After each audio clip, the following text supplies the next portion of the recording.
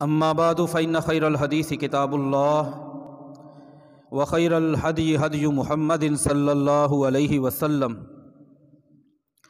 وشر الأمور محدثاتها وكل محدثة بدعة وكل بدعة ضلالة وكل ضلالة في النار. قال الله عز وجل في كتابه المجيد والفرقان الحميد: لهم البشرى في الحیات الدنیا وفی الآخرہ. حمد و ثنا بزرگی کبریائی اللہ وحدہ لا شریک کی ذات اقدس و اطہر و بابرکت کے لیے ہے. بے شمار لا تعداد ان گنت درود و سلام سید الاولین سید الآخرین امام المتقین نبی مصطفیٰ احمد مجتبیٰ سالار کائنات محمد رسول اللہ صلی اللہ علیہ وآلہ وسلم کی ذات مبارکہ مطہرہ پر. عزیز سامعین کرام، اس دنیا میں آنے والا ہر انسان، مرد ہو یا عورت،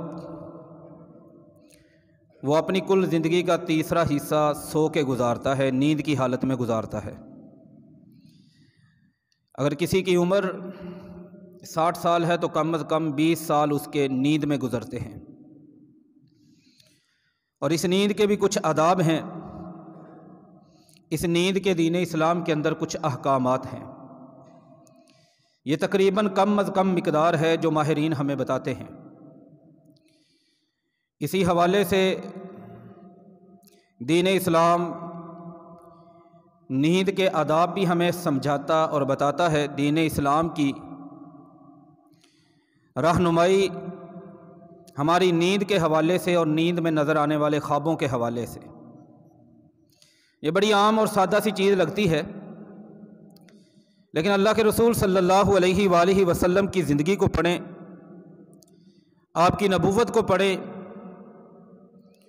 تو ان کا ایک بہت بڑا ہمیں حصہ نظر آتا ہے احکامات کے حوالے سے. آج کے اس خطبہ جمعہ کا موضوع بھی یہی ہے کہ ہماری نیند کس طرح سے ہونی چاہیے، نیند میں نظر آنے والے خواب، ان کے لیے دین اسلام کی رہنمائی کیا ہے. مشہور ہے کہ دنیا میں ہر بندہ خواب دیکھتا ہے. پورے کس کے ہوتے ہیں اور کس کے نہیں ہوتے یہ ایک الگ بحث ہے، لیکن یہ خواب کبھی بھی بے معنی اور بے مقصد نہیں ہوتے. ان میں سے کئی خواب ہماری زندگی کے بڑے اہم فیصلوں کے لیے اللہ تعالیٰ کی طرف سے ہمارے لیے رہنمائی ہوتی ہے. امام ابن سیرین رحمۃ اللہ علیہ دین اسلام کی تاریخ کے سب سے بڑے خوابوں کی تعبیر کرنے والے ہیں. پچھلے چند دنوں میں نے ایک کتاب دیکھی جو آکسفورڈ یونیورسٹی کے ایک غیر مسلم بندے کی لکھی ہوئی تھی، اور اس کتاب کا عربی میں ترجمہ ہوا تھا خوابوں کی تعبیر کے حوالے سے. اور یہ بات بڑی حیران کن ہے کہ وہ لوگ دین اسلام کو نہیں مانتے، وہ کلمے کو نہیں مانتے، وہ کعبے کو نہیں مانتے، وہ قرآن کو نہیں مانتے، وہ نبی ذیشان کو نہیں مانتے، لیکن اس بندے نے خوابوں کی تعبیر کے پورے اصول لکھے ہوئے تھے اور بہت زیادہ رد کیا تھا اس دنیا میں پائے جانے والے اس طبقے کا جن کا نقطہ نظر اور رائے یہ ہے کہ یہ خواب صرف اور صرف خیالات ہوتے ہیں، انسانی زندگی میں ان کا کوئی کردار نہیں ہوتا. قرآن و حدیث کو اگر ہم پڑھیں، بہت مقامات پر ہمیں اس حوالے سے سبق درس نبی اکرم صلی اللہ علیہ وآلہ وسلم کے الفاظ اور جملوں کی صورت میں احادیث میں موجود ہے. امام ابن سیرین رحمۃ اللہ علیہ جو ہسٹری آف اسلام، تاریخ اسلام کے سب سے بڑے خوابوں کو سمجھنے والے اور تعبیر کرنے والے ہیں. رسول اللہ صلی اللہ علیہ وآلہ وسلم کے بعد سیدنا انس بن مالک رضی اللہ تعالی عنہ کے شاگرد ہیں. سن 110 ہجری میں ان کی وفات ہوئی. خوابوں میں کتنا فرق ہوتا ہے، ایک مثال صرف میں عرض کرنا چاہتا ہوں، پھر ہم جائیں گے آگے. ان کے پاس ایک دن ایک بندہ آیا خواب کی تعبیر پوچھنے کے لیے. کہنے لگا کہ میں نے خواب میں دیکھا ہے کہ میں اذان دے رہا ہوں کسی جگہ پر، امام نابلسی رحمہ اللہ تعالی نے اپنی کتاب میں تعطیر المنام فی تفسیر الاحلام، اس کے مقدمہ میں اس واقعے کو صحیح سند کے ساتھ نقل فرمایا ہے۔ اس نے کہا جی میں نے خواب میں دیکھا میں اذان دے رہا ہوں۔ امام ابن سیرین رحمہ اللہ تعالی نے فرمایا کہ تیرے لیے اس خواب کی تعبیر اچھی نہیں ہے۔ جب وہ چلا گیا، کلاس میں بیٹھے ہوئے لوگوں نے پوچھا، امام محمد بن سیرین رحمہ اللہ تعالی نے فرمایا یہ بندہ چوری کرے گا اور اس کا ہاتھ کاٹ دیا جائے گا۔ کچھ ہی دنوں کے بعد اسی طرح مجلس تھی، ایک اور شخص آیا، اس نے کہا حضرت جی میں نے خواب دیکھا ہے، انی رأیت فی المنام انا اؤذن، میں خواب میں اذان دے رہا ہوں۔ امام ابن سیرین رحمہ اللہ تعالی نے فرمایا تیرا خواب بڑا بابرکت ہے، اللہ کریم تجھے حج کی سعادت سے بہرہ مند کرے گا۔ ایک بندہ اس جستجو میں پڑ گیا کہ میں نے اس کا نتیجہ دیکھنا ہے، اور واقعتاً فی الحقیقت انفیکٹ ایسے ہی ہوا۔ کچھ ہی عرصے کے بعد اسی بندے نے چوری کی اور اس کا ہاتھ کٹ گیا، اور دوسرے بندے کو حج کے موسم میں اللہ نے حج کی توفیق دی۔ لوگوں کے لیے یہ بات بڑی حیران کن تھی کہ خواب ایک ہے، آپ نے ان دونوں کی تعبیر کیسے الگ الگ کر دی؟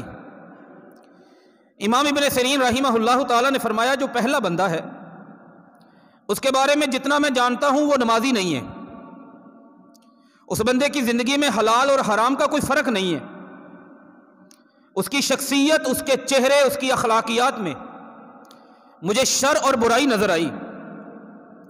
تو میں نے فوراً دیکھا، مجھے قرآن مجید کی آیت یاد آئی، سورہ یوسف میں اللہ تعالیٰ نے فرمایا ہے ثم اذن مؤذن ایتھا العیر انکم لسارقون، پھر ایک اذان دینے والے نے اذان دی، اعلان کرنے والے نے اعلان کیا اے قافلے والو تم چور ہو۔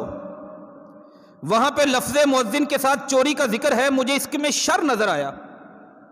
میں نے اس کے خواب کی تعبیر قرآن مجید فرقان حمید کی اس آیت کو سامنے رکھ کے کر دی، نتیجہ تمہارے سامنے ہے۔ اور دوسرا بندہ، مجھے اس میں تقوی پرہیزگاری کا علم تھا اور مجھے نظر آتا تھا، میں نے قرآن مجید کی اس شخص کو دیکھ کر ایک آیت کے بارے میں سوچا وَأَذِّن فِي النَّاسِ بِالْحَجِّ، کہ لوگوں میں حج کی اذان دیں، حج کا اعلان کریں۔ قرآن مجید کی اس آیت میں موجود لفظ اذان اور حج کے تعلق سے میں نے اس کی تعبیر کر دی، اللہ تعالیٰ نے اسے حج دے دی۔ اس واقعے سے ہمیں دو باتیں سمجھ میں آتی ہیں کہ خواب میں سے ہر بندہ زندگی میں کچھ نہ کچھ حصہ رکھتا ہے، اسے کم از کم بنیادی چیزوں کا علم ہونا چاہیے کہ قرآن و سنت کی رہنمائی کیا ہے۔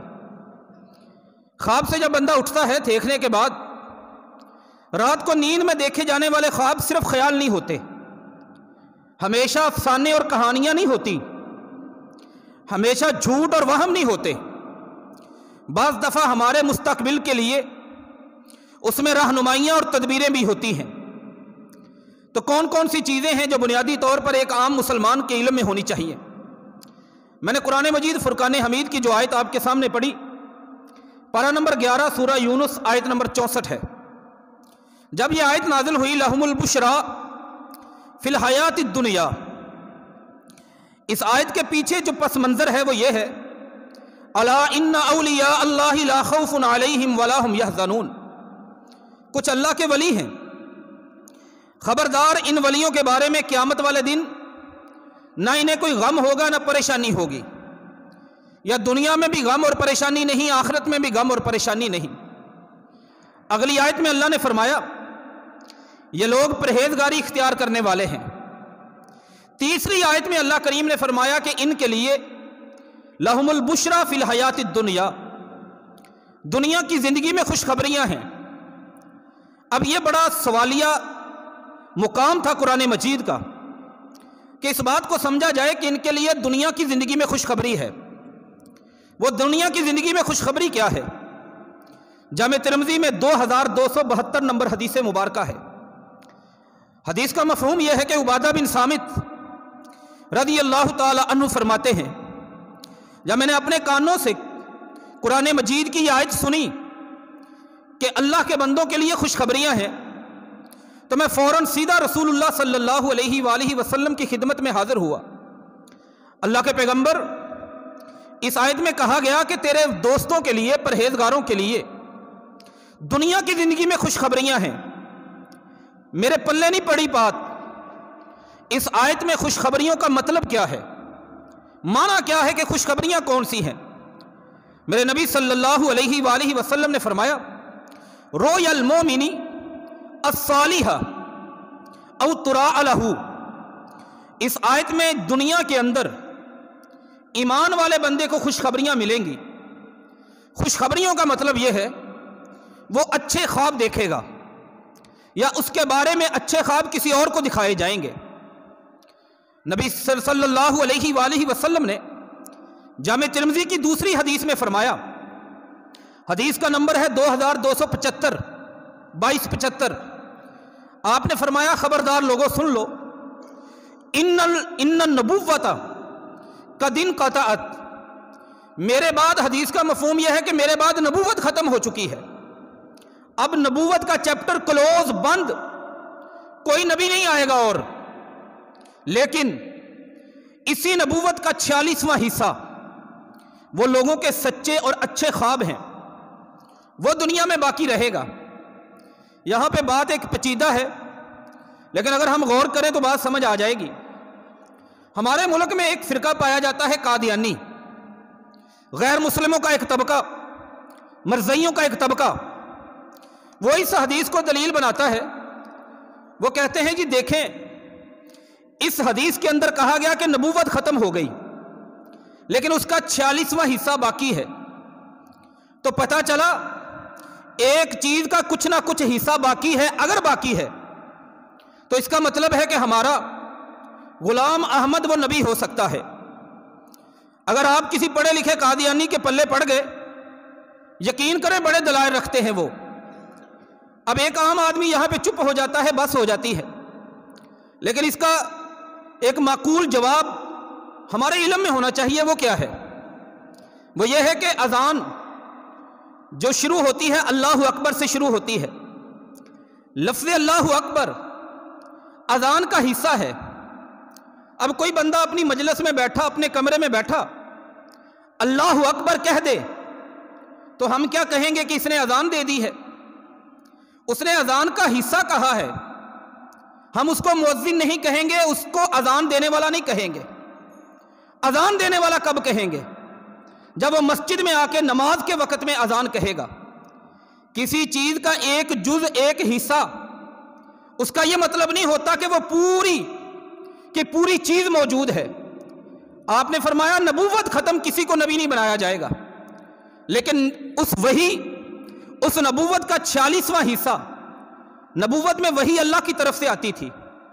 ایک مسلمان بندے کو خواب، وہ بھی اللہ تعالیٰ کی طرف سے آتے ہیں، اچھے خواب جو ہوتے ہیں۔ اب آگے آتے ہیں، ہمارے لیے رہنمائی کیا ہے خوابوں میں؟ میرے نبی صلی اللہ علیہ وآلہ وسلم نے بڑی تفصیل سے مسئلہ سمجھایا ہے۔ کوئی بھی بندہ، اس کے علم میں یہ چیزیں ہونی چاہیے۔ صحیح مسلم کی حدیث 2263 نمبر پر قتادہ فرماتے ہیں رضی اللہ تعالی عنہ، رسول اکرم صلی اللہ علیہ وآلہ وسلم کا فرمان ہے کہ الرؤیا ثلاثۃ، بندے کے جتنے بھی خواب ہیں وہ 3 طرح کے ہوتے ہیں۔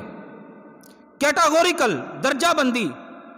ہم دنیا میں جتنے بھی نیند کی حالت میں خواب دیکھتے ہیں، ان کے 3 گروپ ہیں، ان کی 3 قسمیں ہیں۔ سب سے پہلے نمبر پر الرؤیا من اللہ، کچھ ہمارے خواب ایسے ہیں ان کا تعلق ہمارے مالک کے ساتھ، ہمارے اللہ کے ساتھ ہوتا ہے۔ اللہ کریم ہمیں وہ خواب دکھاتے ہیں، یہ وہ خواب ہیں جو اچھے لگتے ہیں انسان کو۔ سو کے اٹھتا ہے، اسے تھکاوٹ نہیں ہوتی، بے چینی نہیں ہوتی، پریشانی نہیں ہوتی۔ ان خوابوں کے بارے میں کیا کرنا ہے یہ ایک الگ مسئلہ۔ باقاعدہ طور پر ان خوابوں کے بعد ایک مسلمان کا رد عمل کیا ہونا چاہیے، اس کی تعلیم میرے پیارے پیغمبر نے بیان فرما دی۔ فرمایا دوسرے خواب الحلم من الشیطان، تحزین منہ، خوابوں کی دوسری قسم وہ شیطان ان کا سبب بنتا ہے۔ خواب اللہ دکھاتا ہے، لیکن جو خواب برا ہوتا ہے اس کی برائی کا سبب شیطان ہوتا ہے، اور وہ اللہ تعالیٰ کے بندوں کو، مسلمان بندے کو پریشان کرنے کے لیے ڈراؤنے خواب دکھاتا ہے۔ فرمایا خوابوں کی تیسری قسم یہ وہ ہے یحم الرجل فی یقظتہ، آدمی دن میں چلتے پھرتے اٹھتے بیٹھتے کچھ خیال، کچھ باتیں اپنے دل میں سوچتا ہے، جو باتیں، جو خیال اپنے دل میں سوچتا ہے وہی اس کی سوچیں، کسی چیز کی لین دین کی بات چل رہی ہے، کسی نکاح شادی کا معاملہ چل رہا ہے، اسی طرح کی کہانی اسے رات کو خواب میں نظر آئے، یہ اس کے دن کے خیالات ہیں۔ فرمایا ٹوٹل 3 قسمیں ہیں۔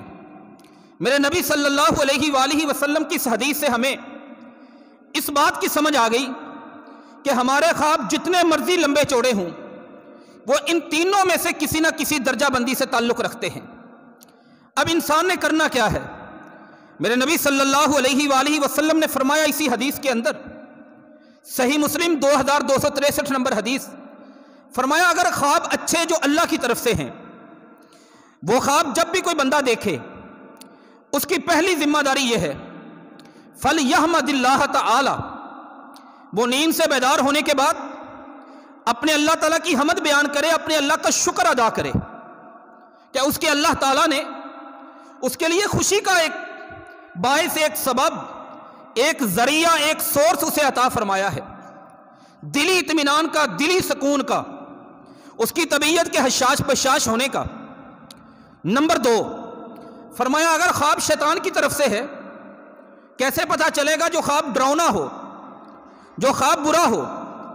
صحیح مسلم کی اس سے اگلی حدیث 2264 نمبر میں ایک صحابی آیا نبی صلی اللہ علیہ وآلہ وسلم کے پاس، کہنے لگا اللہ کے رسول صلی اللہ علیہ وآلہ وسلم انی رأیت الحلم، میں نے ایک خواب دیکھا ہے کأن راسی تقطع، میرا سر کاٹا گیا ہے، میرا سر کسی نے کاٹ دیا ہے اور وہ سامنے فٹ بال کی طرح زمین پر لڑھتا ہوا جا رہا ہے۔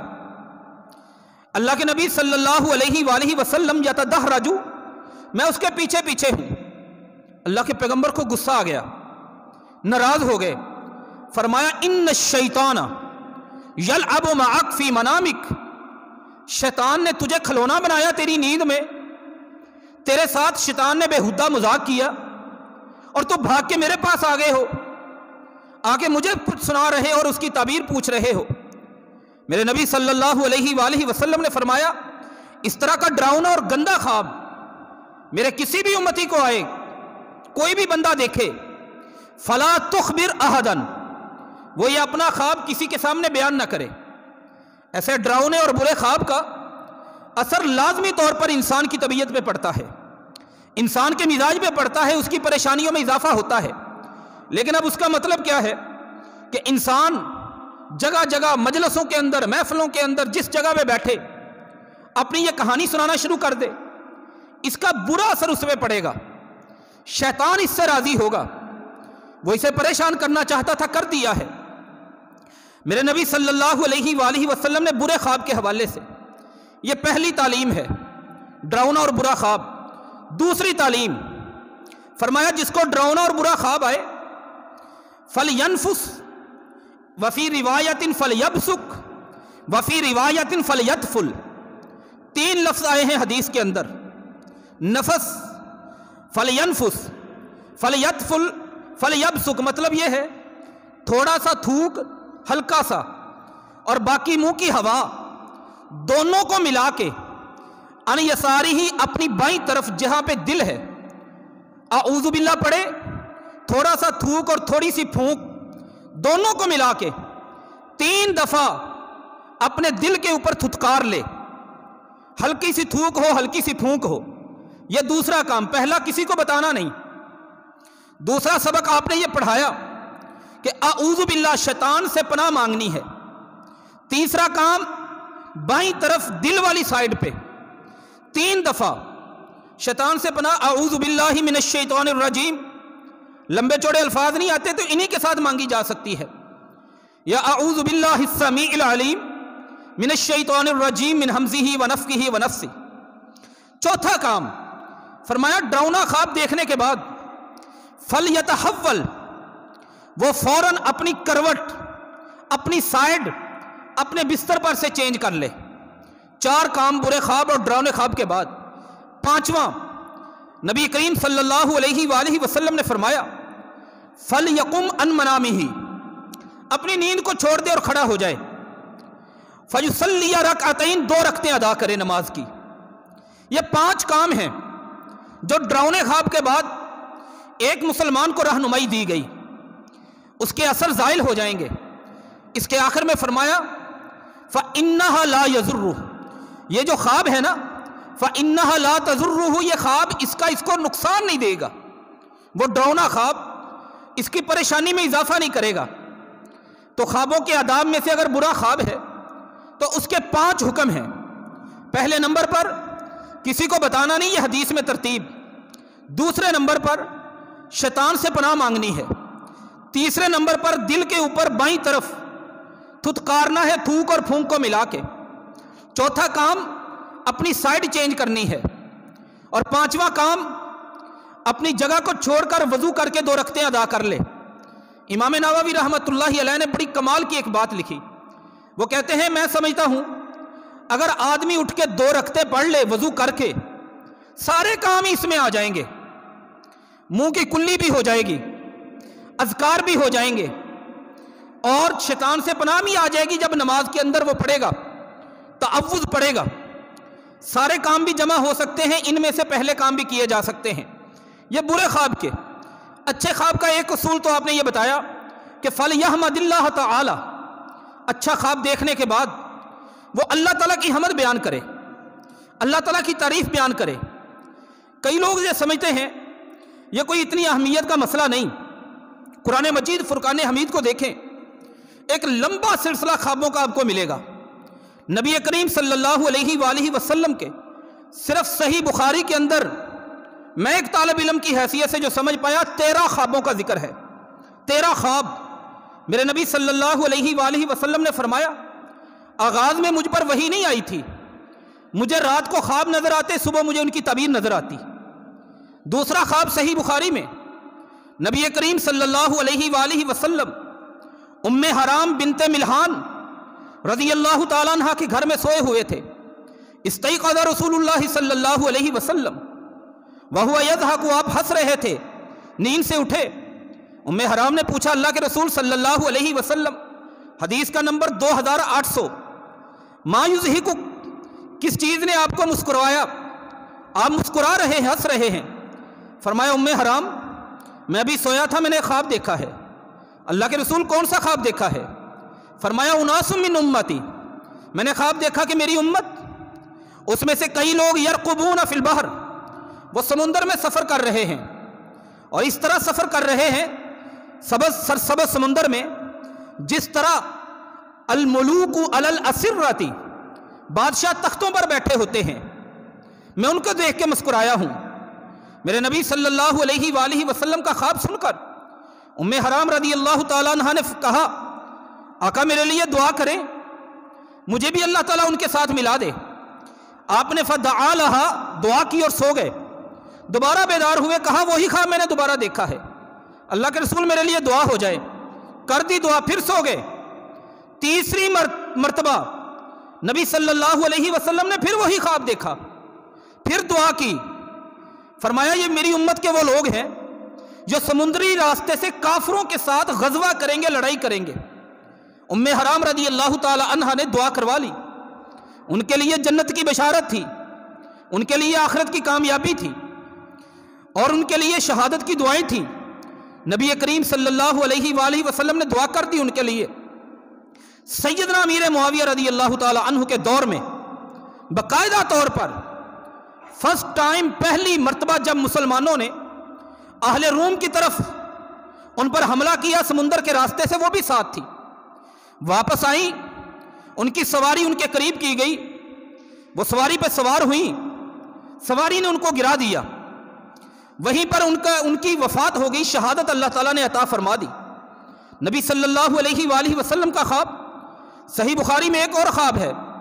میرے نبی صلی اللہ علیہ وآلہ وسلم نے صحابہ کو کہا، میں نے تمہاری قمیضیں دیکھی، کسی کی چھاتی تک، کسی کی ناف تک، کسی کی گھٹنوں تک۔ اللہ کے رسول اس کی تعبیر کیا ہے؟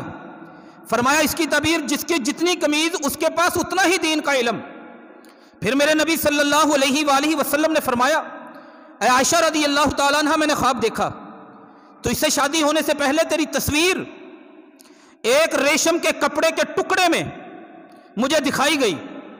ایک جگہ پہ میں نے کھول کے دیکھا، ایک جگہ پہ میں نے فرشتوں کو کہا جو دکھانے والا تھا کہ تم کھول کے دکھاؤ۔ عائشہ رضی اللہ تعالیٰ عنہ تیری تصویر تھی، مجھے اس خواب میں بتایا گیا کہ میری اور تیری شادی ہونے والی ہے۔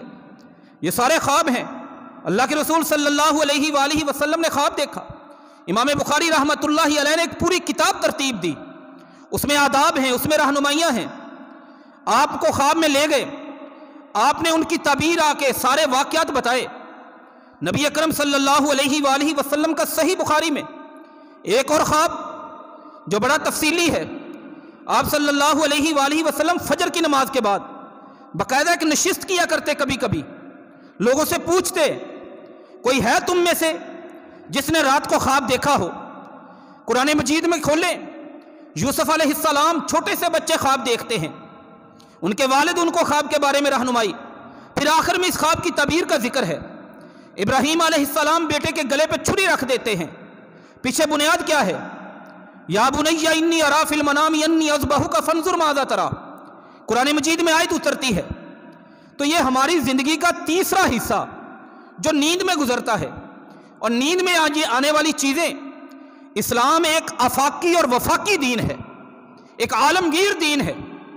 سلمان فارسی سے لوگوں نے مذاق شروع کر دیا رضی اللہ تعالی عنہ سے کہ یہ تمہارے نبی کیسے نبی ہیں؟ سنن نبی داؤد کتاب الطہارہ میں حدیث، یعلمکم کل شیء حتی القراءۃ، یہ تو تمہیں ہر چیز بتاتے ہیں، یہ تو تمہیں یہ بھی بتاتے ہیں کہ قضاء حاجت کا طریقہ کیا ہے، استنجے کا طریقہ کیا ہے۔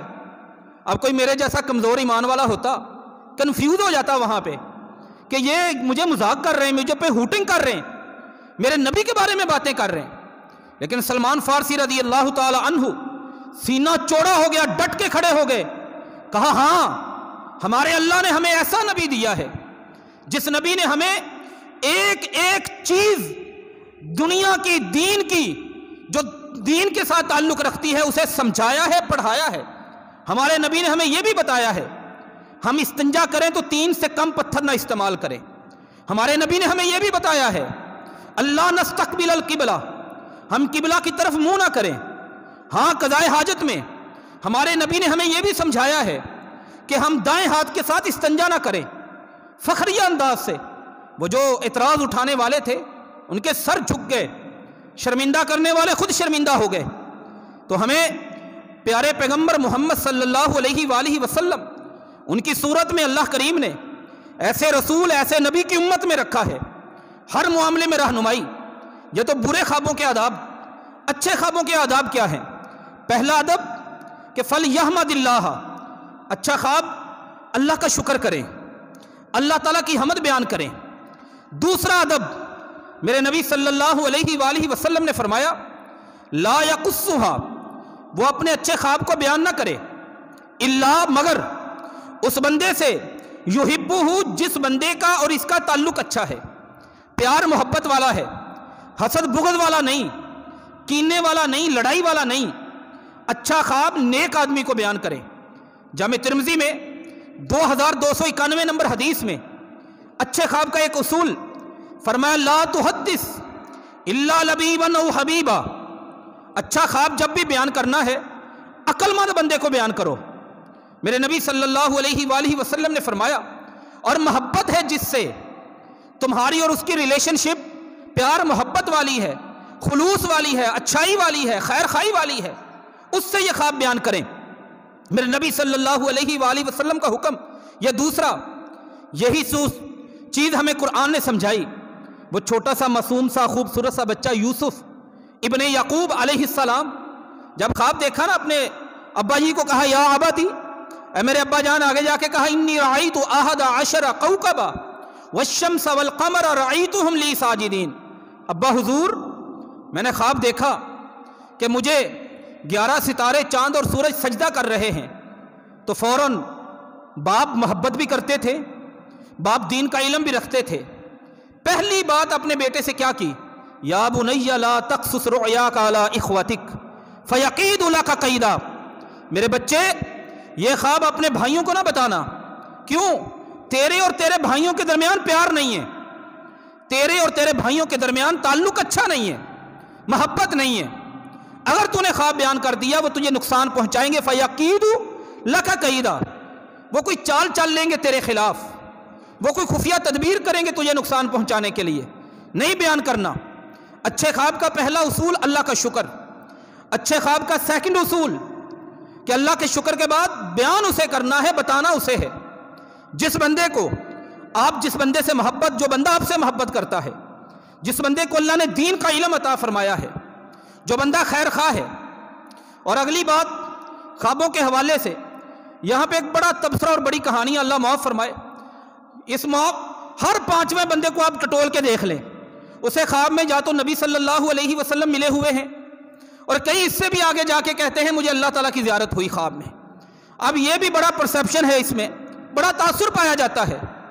ایک میں نام نہیں لیتا، نہ اس مسلک کا لیتا ہوں، نہ اس مولوی صاحب کا لیتا ہوں، انہوں نے تو باقاعدہ ویڈیو میں باقاعدہ کلیم کیا کہ میں خواب میں اللہ کے رسول مدینہ سے آئے میرے پاس صلی اللہ علیہ وآلہ وسلم، واپس جانے لگے، پیسے نہیں تھے، ٹکٹ نہیں تھا، میں نے لے کے دیا۔ کیا اوقات ہے تیری؟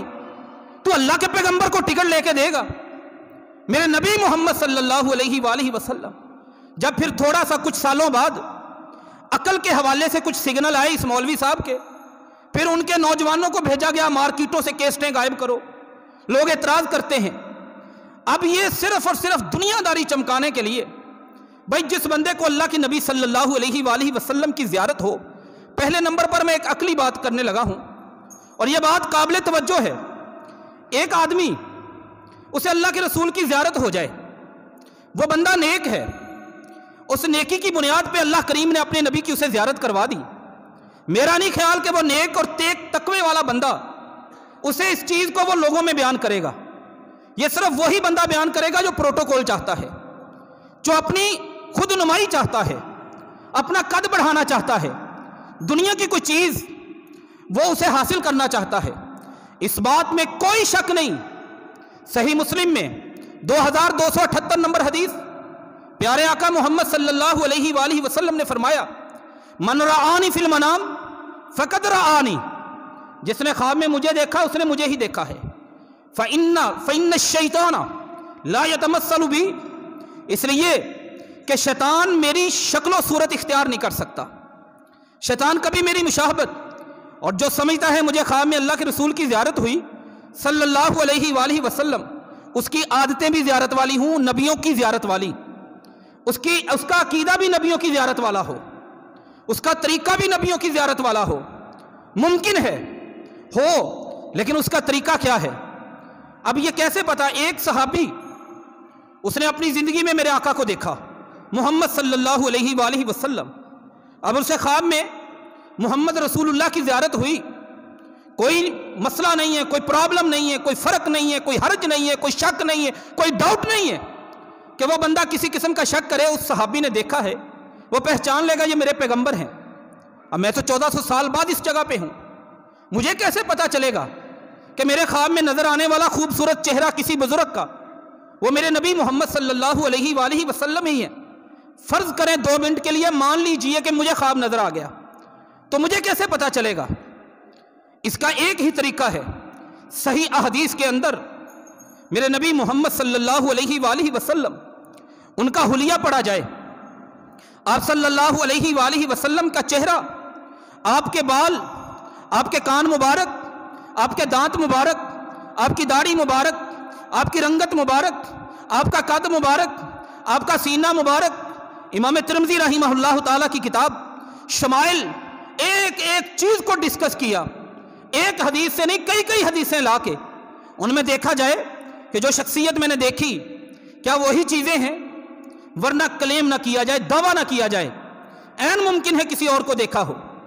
وہ شخصیت رسول اللہ صلی اللہ علیہ وآلہ وسلم کی نہ ہو، لیکن خواب میں کسی طرح سے یہ خیال دل میں آ جائے۔ اور اس سے بھی بڑھ کر یہ لوگ دکانداری طبقہ، ورنہ جو اتنا نیک اللہ کے ہاں مقبول بندہ ہے وہ کب ایسے بیان کرتا ہے۔ اسی بات کو آگے بڑھاتے ہیں خوابوں کے حوالے سے۔ میرے نبی محمد صلی اللہ علیہ وآلہ وسلم انہوں نے خوابوں کی تعبیر کی کچھ چیزیں بھی بتائیں، کچھ اصول بھی بتائے۔ ہر انسان جس کو اچھا لگے خواب، وہ اللہ کا شکر ادا کرے، کسی ماہر بندے سے پوچھ لے جسے دین کا علم ہو۔ دنیا کے علم میں کسی نے میتھ میں پی ایچ ڈی کر رکھی ہے، کسی اور مضمون میں پی ایچ ڈی کر رکھی ہے، اس کا یہ مطلب نہیں کہ وہ خوابوں کی تعبیر میں بھی کوئی فلاسفر اور پی ایچ ڈی کے مرتبے پر ہیں۔ اس کا تعلق خالص دین کے ساتھ ہے۔ مثال کے طور پر صحیح مسلم میں حدیث مبارکہ ہے 2281 نمبر پر، نبی صلی اللہ علیہ وآلہ وسلم نے فرمایا کہ اگر مجھے خواب میں پاؤں میں بیڑیاں نظر آئیں، میں اس کو پسند کرتا ہوں، احب القیدہ، میں اس کو اچھا سمجھتا ہوں، میں اس کی تعبیر اچھی سمجھتا ہوں۔ لیکن اگر مجھے خواب میں گلے میں توق نظر آئے، زنجیریں نظر آئیں، فرمایا انا اکرہ، میں اس کو ناپسند سمجھتا ہوں۔ صحابہ نے پوچھا کہ اس کا مطلب کیا ہے؟ میرے نبی صلی اللہ علیہ وآلہ وسلم، اب مجھ سے اور آپ سے اگر کوئی بندہ یہ بات ڈسکس کرتا ہے، ہم تو سمجھیں گے پاؤں میں بیڑیاں، ہم اسے بتائیں گے بھائی تگڑا ہو جا، جیل میں جانے والا ہے تو۔ لیکن میرے نبی صلی اللہ علیہ وآلہ وسلم کیا خوبصورت انداز سے تعبیر کا نقطہ سمجھاتے ہیں۔ فرمایا اس کا مطلب یہ ہے پاؤں میں بیڑیاں، الثبات فی الدین، الاستقلال فی الدین، اس کا مطلب یہ ہے کہ وہ بندہ ثابت قدم ہے اپنے دین پر، اپنی اچھائی پر، اپنی نیکی پر، لیکن گلے میں زنجیریں ہونا یہ بوجھ ہے، یہ توق ہے، تو ہم اپنی طرف سے یہ فیصلہ نہیں کر سکتے۔ جیسے میں نے امام ابن سیرین رحمہ اللہ تعالی ان کا واقعہ ذکر کیا کہ بندے دو ہیں، دونوں نے خواب ایک دیکھا ہے اذان دینا، ایک کے خواب کی تعبیر بتائی کہ تو چوری کرے گا ہاتھ کاٹے گا، کچھ ہی مہینوں کے بعد اس نے چوری بھی کی، اس کا ہاتھ بھی کٹا، کیونکہ تعبیر قرآن مجید کی آیت سے کی تھی ثم اذن مؤذن ایتها العیر انکم لسارقون۔ دوسرے نے کہا میں نے اذان دیکھی، خواب کی تعبیر کر دی، فرمایا تو حج کرنے کے لیے جائے گا، وَأَذِّن فِي النَّاسِ بِالْحَجِّ، کیونکہ وہاں پہ اذان کا ذکر حج کے ساتھ۔ انہوں نے بندے کی نیکی کو دیکھا، ایک بے نماز تھا، بے دین تھا۔ اچھے خواب کس طرح ہمیں نظر آ سکتے ہیں؟ کئی لوگ بڑے پریشان ہوتے ہیں جس بندے کی زندگی میں اچھے اور سچے خواب کیسے آتے ہیں۔ رسول اللہ صلی اللہ علیہ وآلہ وسلم نے فرمایا، جامع ترمذی میں حدیث ہے، مستدرک حاکم میں بڑی تفصیل کے ساتھ آتی ہے، رسول اللہ صلی اللہ علیہ وآلہ وسلم کا فرمان، اصدقکم رؤیا اصدقکم حدیثا، جو بندہ اپنی زندگی میں اپنی گفتگو میں جتنی سچائی ہے اس کے خواب بھی اتنے ہی سچے ہوں گے۔ جو بندہ سچ بولتا ہے وہ خواب دیکھے گا، اس کے خواب سچے ہوں گے۔ جس بندے کی زندگی میں جھوٹ ہے وہ خواب دیکھے گا، خواب میں جھوٹ ہوگا۔ اگر خواب سچے بنانا چاہتے ہیں، کئی بندے ہاتھوں پہ ہاتھ دھر کے بیٹھ جاتے ہیں، خواب آ گیا، کسی نیک آدمی سے رابطہ کیا، اس نے تعبیر بتا دی آپ کو نقصان ہونے والا ہے، اب وہ سمجھتے ہیں یہ ہونا ہی ہونا ہے۔ یہ بات درست نہیں۔ اگر قبل از وقت خواب آیا ہے تو وہ اللہ تعالیٰ کی طرف سے ایک رہنمائی آئی ہے، ہمیں اس کی تدبیر کرنی چاہیے۔ تدبیر کا انداز کیا ہے؟ جو گناہ ہے فوراً اس پہ توبہ کریں، استغفار اختیار کریں، لا حول ولا قوت پڑھیں، لا الہ الا اللہ وحدہ لا شریک لہ لہ الملک ولہ الحمد وہو علی کل شیء قدیر۔ وہ اللہ تعالیٰ کی طرف سے ایک رہنمائی ہے، انڈیکیٹر ہے، اشارہ ہے کہ سنبھالو اپنے آپ کو، نقصان کی طرف جا رہے ہو، اذکار کرو گے، تعوذ پڑھو گے، اللہ اس نقصان سے بچا لے گا، نہ کہ یہ کہ اس کے انتظار میں کھڑے ہو جائیں کہ وہ نقصان آئے اور مجھے لگے۔ یہ انداز نہیں ہے، وہ تدبیر کے لیے ہوتا ہے۔ تو طریقہ سب سے پہلے نمبر پر سچے اور اچھے خوابوں کے لیے۔ دوسرا، نیند کا انداز۔ میں نے شروع میں گزارش کی کہ 60 سال کا بندہ کم از کم، ویسے تو 30 سال بھی بنتے ہیں، لیکن کم از کم روزانہ 8 گھنٹے بھی اس کی نیند لے۔ بچپن میں اس کے دن رات سو کے گزرتے ہیں، پھر بھی وہ 60 سالوں میں سے 20 سال زندگی کے اپنے سو کے وہ گزار کے جاتا ہے۔ سونے کا طریقہ اگر ہم درست کر لیں، یہ 20 سال کی عبادت بالکل فری ہمارے کھاتے میں لکھ دی جائے گی۔ ویسے تو بہت مشکل ہے کہ کوئی ایسا بندہ آپ کو ملے یا آپ تلاش کریں یا آپ کے علم میں آئے کہ بھائی یہ اللہ کا نیک بندہ ہے، بڑا حاجی نمازی پرہیزگار ولی، 20 سال ہو گئے اسے عبادت کرتے ہوئے، بہت مشکل ہے۔ لیکن اگر ہم اپنی سی نیند کو درست کر لیں تو یہ 20 سال کی فری عبادت ہمیں اللہ تعالیٰ عطا فرمائے گا۔ اس کا طریقہ کیا ہے؟ نیند کو دینی آداب کی روشنی میں، اس سے خوابوں پر بھی اثر پڑتا ہے اور اللہ کے ہاں عبادت بھی ہو جاتی ہے۔ طریقہ کیا ہے؟ سب سے پہلے سونے سے پہلے احادیث میں، ساری صحیح احادیث میں یہ آداب موجود ہیں۔ وقت کی قلت کے پیش نظر میں خلاصہ آپ کے سامنے عرض کر دیتا ہوں۔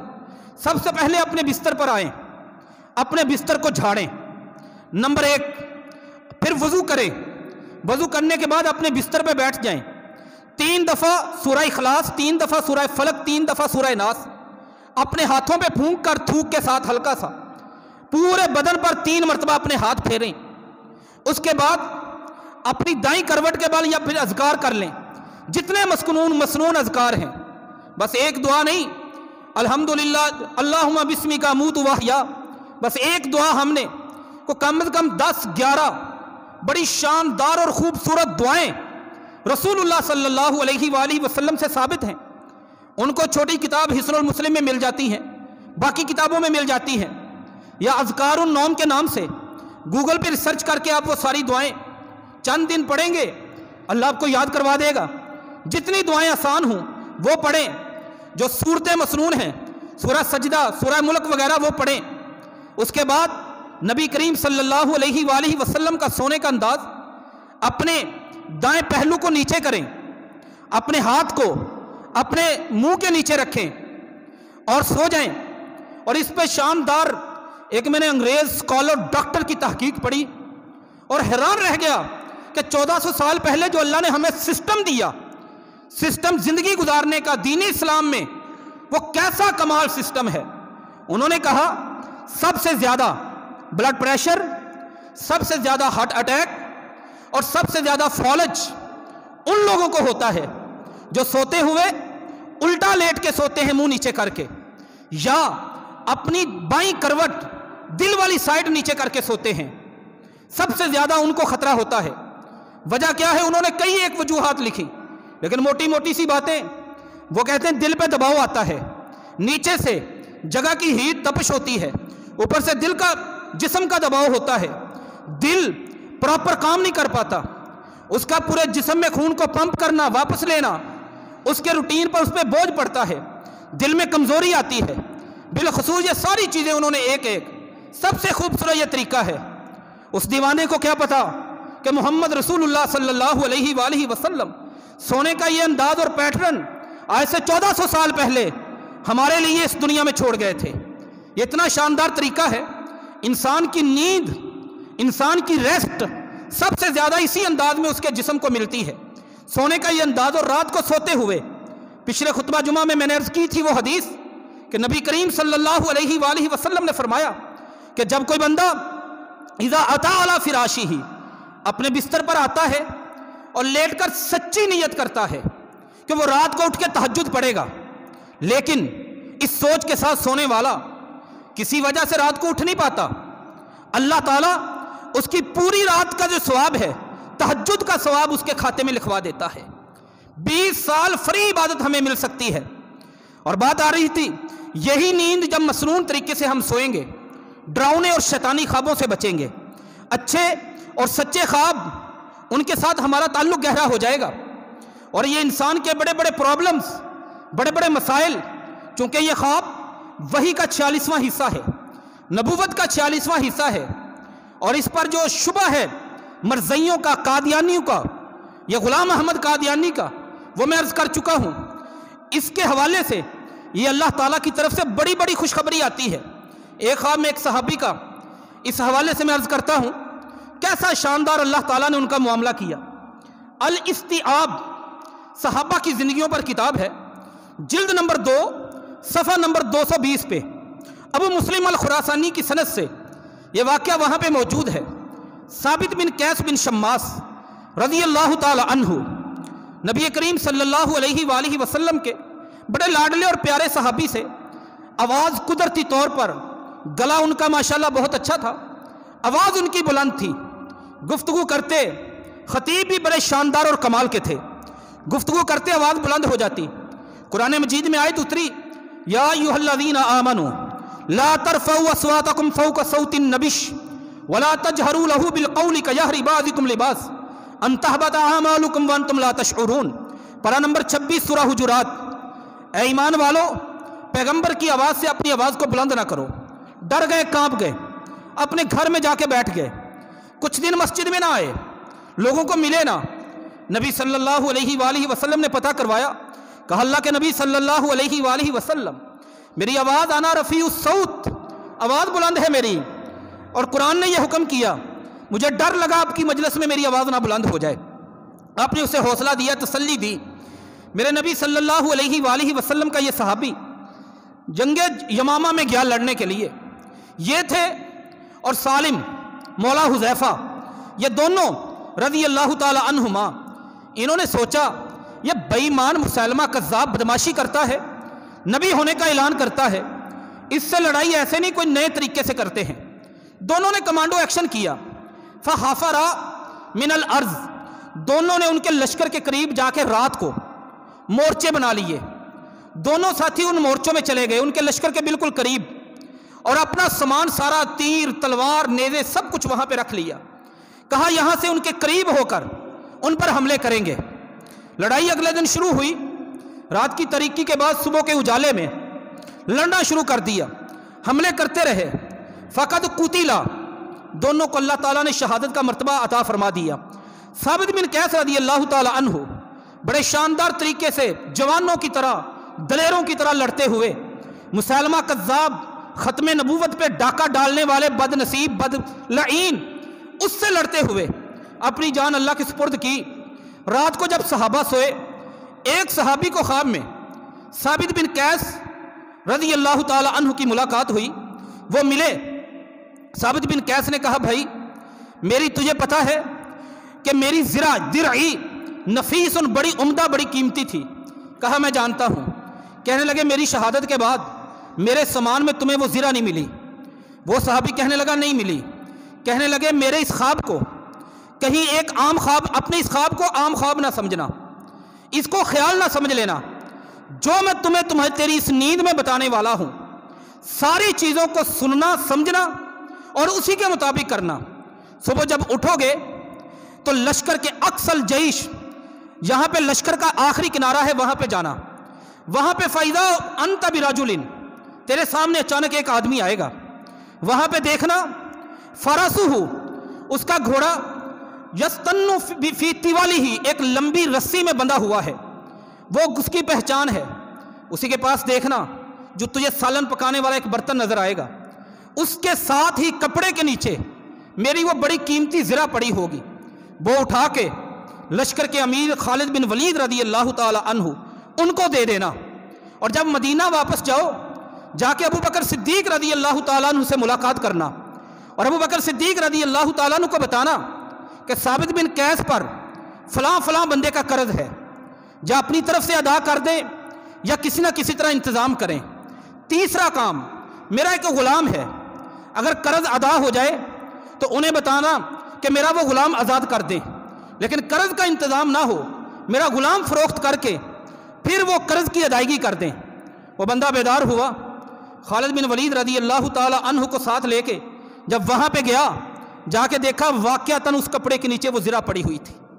جب وہاں پہ جا کے اسی تمام نشانیوں کے ساتھ واپس آئے ابو بکر صدیق رضی اللہ تعالیٰ عنہ، سیدنا ابو بکر صدیق رضی اللہ تعالیٰ عنہ فرماتے ہیں کہ یہ تو ایک طرح کا ورلڈ ریکارڈ ہے، ان الفاظ کا مفہوم، یہ تو ایک طرح کا ورلڈ ریکارڈ ہے کہ فوت ہونے کے بعد کسی بندے نے وصیت کی ہو اور اس کے سارے معاملات ویسے ہی طے پا گئے ہوں جیسے اس نے وصیت کی تھی۔ فرمانے لگے یہ اعزاز صرف نبی کے صحابی ثابت بن قیس کو حاصل ہے رضی اللہ تعالی عنہ۔ شہادت کے بعد وہ خواب میں کسی کو ملے، بعض دفعہ یہ خواب اتنی اہمیت کے حامل ہوتے ہیں۔ حوالہ پھر عرض کر دوں، الاستیعاب فی معرفت الصحابہ، جلد نمبر 2 صفحہ نمبر 250 220 دو جگہ پر یہ واقعہ موجود ہے۔ تو سونے کے یہ آداب ہیں، خوابوں کے یہ آداب ہیں۔ اللہ سے دعا ہے اللہ ہمیں سننے کی، سمجھنے کی، عمل پیرا ہونے کی توفیق عطا فرمائے۔ وما علینا الا البلاغ المبین۔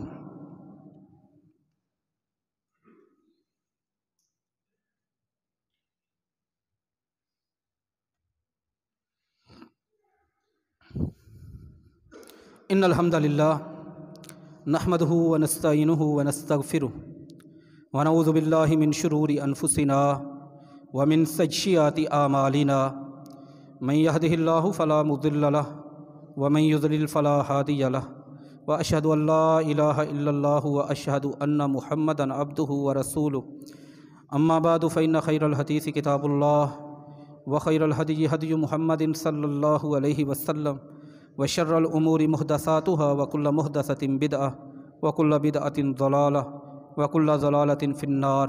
اللهم انصر الاسلام والمسلمين، اللهم انصر الجهاد والمجاهدين، اللهم اشف مرضانا ومرضى المسلمين۔ سبحان ربك رب العزة عما يصفون وسلام على المرسلين والحمد لله رب العالمين۔